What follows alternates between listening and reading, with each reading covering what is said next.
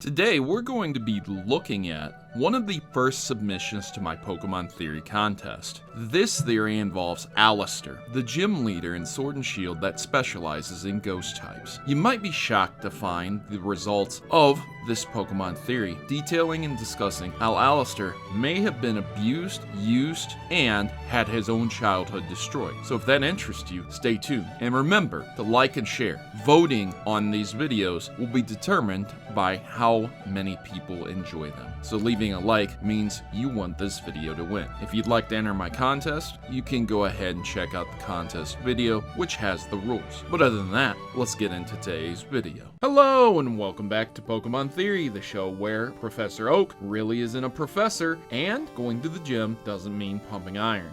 Unless you're in Dewford Town, which is a literal gym. There's a certain appeal to the unknown.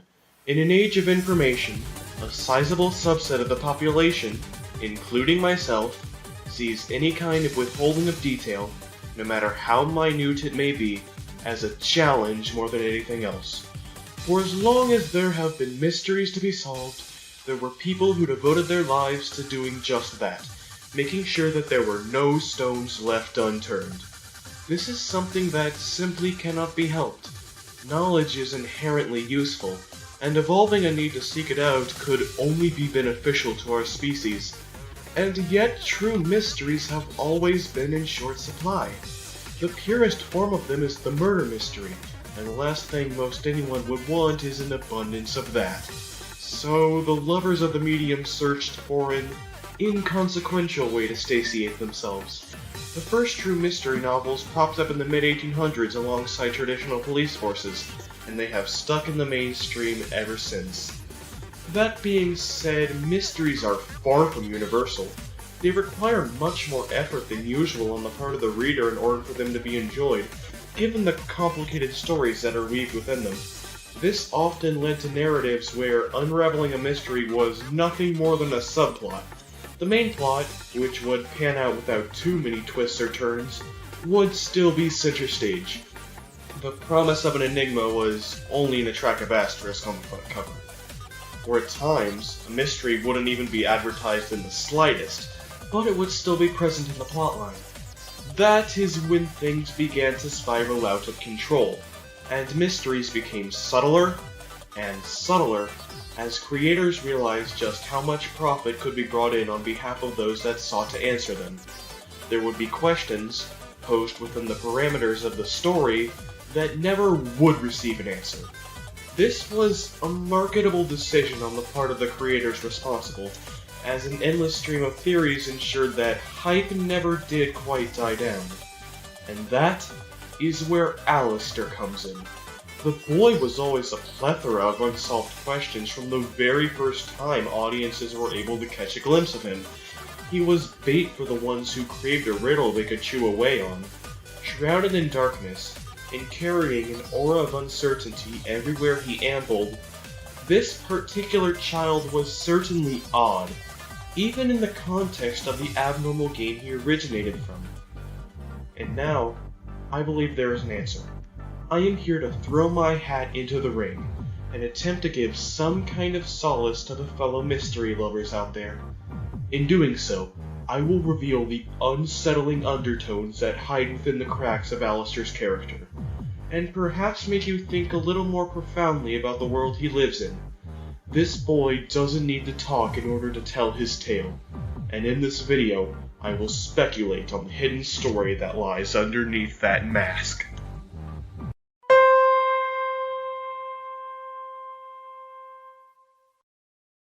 Before we begin with any impactful revelations about Allister's lore, I would like to make known a hypothesis that I formulated throughout the course of my research. It also may shed a bit of light on a few of the odder behaviors that Allister appears to exhibit. I believe that Allister is on the autism spectrum. I have come to this conclusion after examining his behavior and comparing it with symptoms that are associated with kids given that diagnosis. They are as follows. Allister prefers to be alone.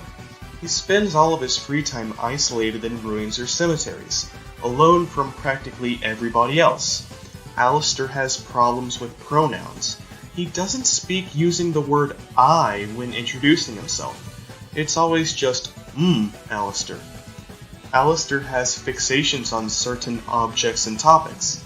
Even for a gym leader, his obsession with ghosts seems to permeate throughout all areas of his life. He also has an intense connection to his mask.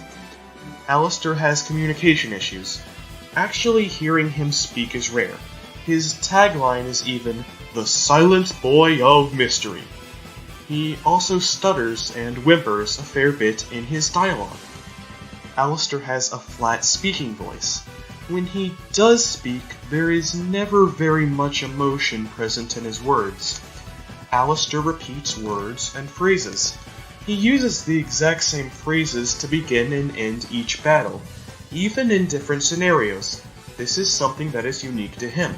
For example, he says crumbs, that was ace, after being defeated both at his gym and during the tournament, while someone like Nessa has different dialogue for both of those scenarios. Allister feels overwhelmed in social scenarios. Even simple conversations appear to be a challenge for him. Allister has repetitive body movements.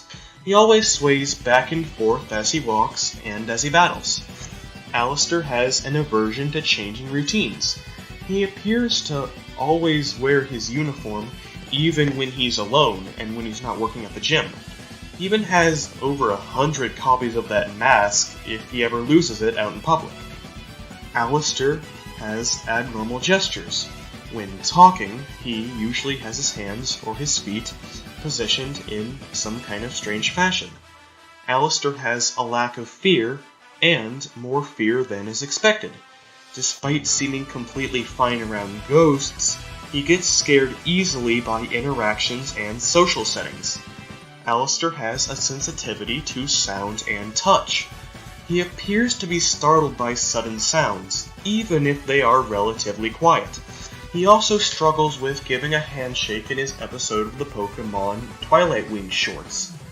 And while Allister having many symptoms of autism may seem inconsequential at the moment, it's something that I would like listeners to keep in the back of their minds. For now, I will move on to discussing a few other inferences about his character that can be made, which will then be used to dig deeper into his surrounding circumstances. In Allister's episode of the Twilight Wings television series, he takes center stage as he assists a young boy on a quest to cheer up his sick friend. However, there is something incredibly peculiar about this scenario, that being that Allister is seemingly allowed to roam free at night without any adult supervision at all. Allister is first encountered at a graveyard in the middle of the night, and he stays out and about until dawn, never even making a mention of needing to get home to any kind of authority figure. The official Pokémon website states a similar point. He rarely makes public appearances, and apparently spends most of his time around ruins or in cemeteries. It just does not make sense that a boy this young would be allowed to roam free alone all night, especially in places that are generally agreed upon to be dangerous. The fact that it's a taxi driver that takes Allister to these destinations also seems to imply that Allister travels to these places of his own accord, meaning that his parents are not the ones accompanying him. Granted, this is the Pokémon world, where children as young as 10 are expected to roam free with their magical dragons, but Allister is a gym leader, and he seems to reside within this one single town, not doing much traveling unless it's for press events. This implies that he does have a place to stay, and should reasonably have an authority figure to report back to. There's also the matter of him being a gym leader in the first place. He is a celebrity. I do school plays, and guardians have to sign all sorts of agreements just for pictures of their child's performances to end up on Facebook. And we are dealing with national level competitions here. What kind of parents would submit a kid like Allister to that kind of stress? Say that Allister was sneaking out each night. Why would his parents not keep a close eye on him? Clearly it's not a secret that he spends his free time in these places if a random child was able to locate him there. In fact, Allister does practically everything with no parents present, including fighting in front of hundreds of thousands of people. The conclusion that I have drawn here is that Allister has no authority figure in his life, such as a parent or a guardian, and no one to look after him. And if he does, this figure is not responsible in the slightest, letting their child roam off night after night and day after day. Due to this fact, combined with Allister's obsession with ghosts and cemeteries, I believe that Allister's parents sadly passed away at a young age. This is also supported by a passage on Allister's League trading card describing an accident when he was only 4 years old.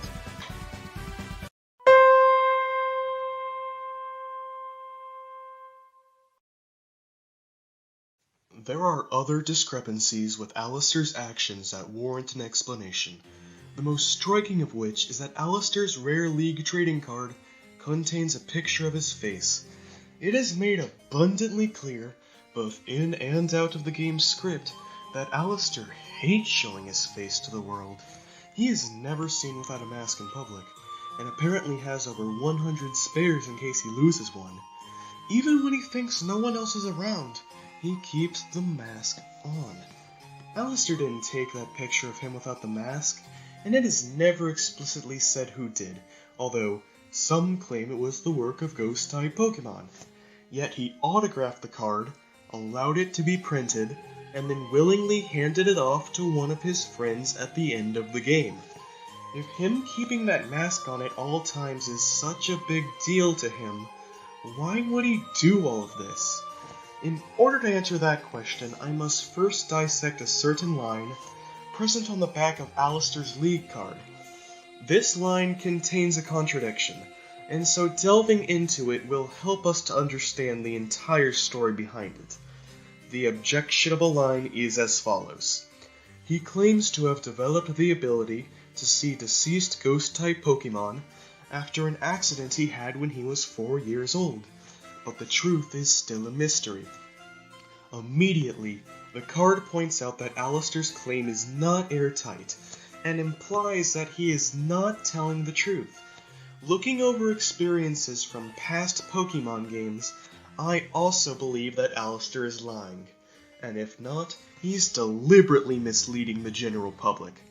Believe it or not, the ability to see deceased Pokémon is not unique to Allister, nor is it even particularly rare. In the first generation of Pokémon games, the player character, as well as every member of the organization Team Rocket that sees them, is able to encounter a ghost of the Pokémon Marowak. Pokémon such as Shedinja are literally described as the spirits of deceased creatures, and yet just about anyone can capture and battle with them. In fact, the existence of ghosts in the Pokémon universe is not disputed in the slightest. Every generation of Pokémon games since the 4th has contained at least one ghost character that the player can see and interact with. Some have theorized that Allister himself is a ghost, but I do not believe this to be likely, since he can do things that no other ghosts in the series can. Mainly, he can walk, while all other ghosts move either by teleporting or floating just above the ground. He also possesses no discernible supernatural abilities, as his League card describes him as still very much a normal boy. Needless to say, when Allister claims to have just suddenly developed the ability to see the spirits of the deceased, he is not telling the truth. That is an ability that every human in the Pokémon universe appears to possess. The only question is, why would Allister lie about that? The only reason would seem to be to make him look spookier and more tragic for publicity, but Allister doesn't like publicity. Allister doesn't even seem to like being a gym leader that much. Sure, he loves to battle, but he hates crowds, gets uncomfortable when he's facing an opponent, doesn't like the media, and is clearly not qualified to fill the politician-like role that also seems to come with being a gym leader in Galar. I'll just let some of his own quotes speak for themselves. "You came to help me? The Pokémon got all out, but I'm the gym leader. I'll battle the Gigantamax Pokémon. Everyone's looking. I want to hide, but I'll fight. I'm mad about strong trainers. The only reason I can battle in front of so many people without completely losing my cool is thanks to you. Yeah, you can focus here, since there are no people. When I can't see my opponent through the fog, I hardly get nervous at all. It is clear that, even if Allister likes the art of battle, being a gym leader is something that he is not suited for. I wouldn't even be surprised if he never wanted to be one in the first place. One of these quotes even seems to imply that Allister is willing to throw himself into dangerous and uncomfortable scenarios merely because he's the gym leader and he feels like he has an obligation to. The only question now is, why? Why did he become a gym leader? Why did he keep doing things that he knew would make him unhappy? I believe I may have an answer.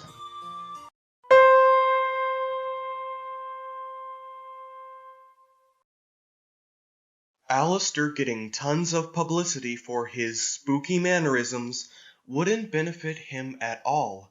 However, it would benefit somebody else, a man by the name of Rose, the chairman of the entire league. Every single thing to do with Allister would have to go through him, and knowing that, things begin to make a whole lot more sense. There is a line pertaining to Allister that I believe to be greatly important. I've brought it up a few times now. It is present on his original league card, and it states the following. In fact, Allister has at least 100 masks of the same design. The mask, a symbol of Allister's fear, insecurity, and unwantedness to be the center of attention, is mass-produced. Given that gym leader uniforms are extremely popular pieces of merchandise, there is a high likelihood that Allister masks are for sale in stores all across the region. Allister certainly wouldn't be behind this. The much more likely option is that the executives of the Pokémon League wanted to cash in on his growing fame. The person who gets benefits from that is Chairman Rose. He would most definitely get a kickback on all sales of Allister merch. Rose wanting to turn Allister into a source of profit explains quite a bit of the inconsistencies in Allister's story. Rose would have immense influence on what the descriptions on the league cards said. He could write them in a way as to garner the most attention for Allister.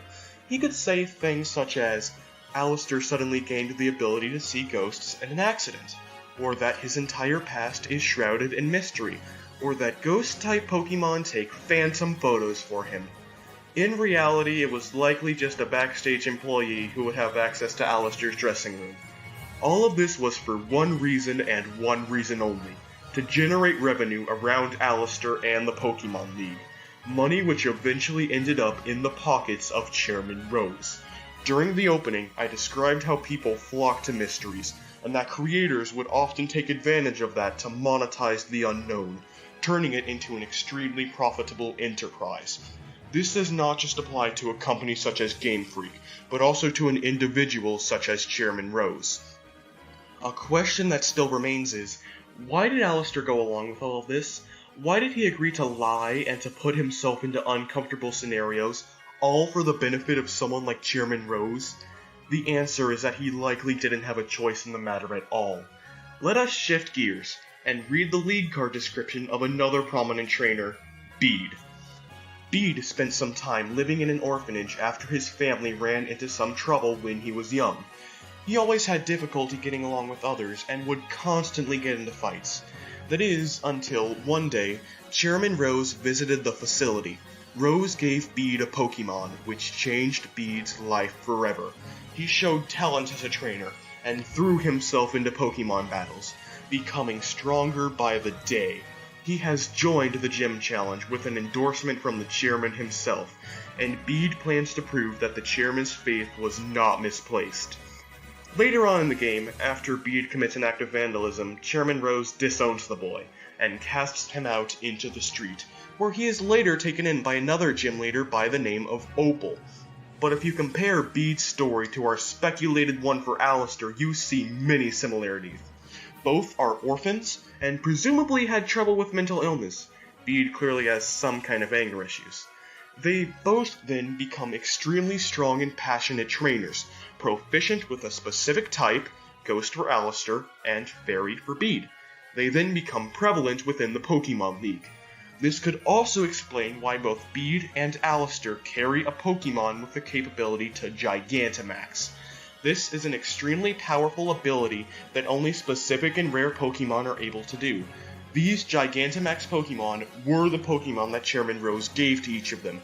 He was already scouting out the boys to become potential rising stars. From all of this, we can paint a very clear picture of Allister's story. A young autistic boy, orphaned at an extremely young age. He developed a relationship with ghosts, and Rose took note of that. He would soon take Allister under his wing, possibly becoming his legal guardian in the process. Allister was trained and hardened, and then the second he was able to, Rose instated him as a ghost-type gym leader, presumably against Allister's own wishes, but they didn't matter. After all, if Allister didn't comply with what Chairman Rose wanted, he could always be sent right back to the orphanage, where he'd be all alone once more. Once Allister was the gym leader, Rose cashed in. He mass-produced Allister masks and uniforms so he could sell them. He printed trading cards, including a rare version that showed Allister's face, packed with all sorts of interesting trivia, so that they could be distributed amongst anyone who would be interested. Allister's feelings didn't matter, it was all about the money.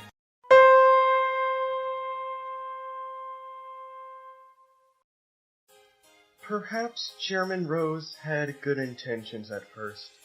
Maybe he just saw great potential in boys that no one else would give a passing glance. But there is also the likely possibility that Rose looked at Bede and Allister and saw cash cows that had nobody left that could stick up for them. That is utterly unacceptable, and I can only hope that, in the future, Allister gets to decide what he wants for once, and not have to take orders from Chairman Rose. It is what he rightfully deserves. Thanks for watching. I hope you guys enjoyed that Pokemon theory. I think the person did a really good job explaining Allister from all aspects and taking a deep dive into Allister's lore. Remember, if you did, make sure to like and share this video, as your likes determine who's going to be the winner in this contest. Now, I've been your host, Protomari, and I'm signing out. I'd really appreciate it if you click subscribe, because I got plenty more contest theories coming, and my own theories along the way. But you guys have a great day, and as always, good gaming, God bless, and I'll see you in the next one.